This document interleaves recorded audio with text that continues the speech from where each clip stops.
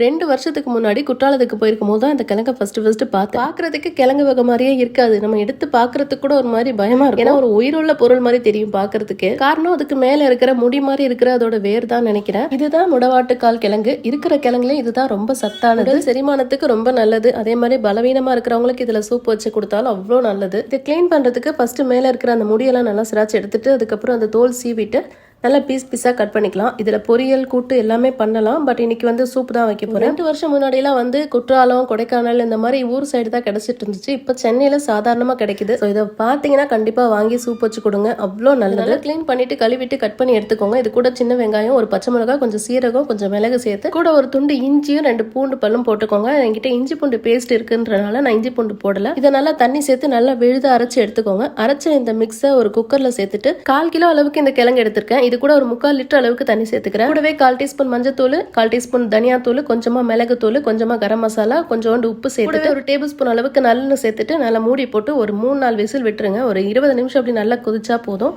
மதிய லஞ்சுக்கு மட்டன் கிரேவியும் கூடவே தக்காளி கத்திரிக்காய் போட்டு கடைஞ்சி வச்சிருந்தேன். வீட்டில் அடிக்கடி நான்வெஜ் சூப் செய்யறது வழக்கம். ஸோ அந்த மாதிரி நான்வெஜ் சூப் எடுத்துக்கிறவங்களுக்கு கண்டிப்பா இந்த முடவாட்டுக்கால் சூப்பு ரொம்ப பிடிக்கும். இது ஒரு கிழங்கா இருந்தாலுமே சூப்பு போடும் போதே ஒரு மட்டன் சூப் போட்டா என்ன வாசம் இருக்கும், ஒரு மட்டன் கால்ல சூப் போட்டா என்ன வாசம் இருக்குமோ அந்த வாசம் தான் இருக்குது. வாசம் மட்டும் இல்லைங்க, அப்படியே டேஸ்ட்டுமே ஆட்டுக்கால் சூப் மாதிரி தான் இருக்கு. கண்டிப்பா நீங்களும் ட்ரை பண்ணி பாருங்க.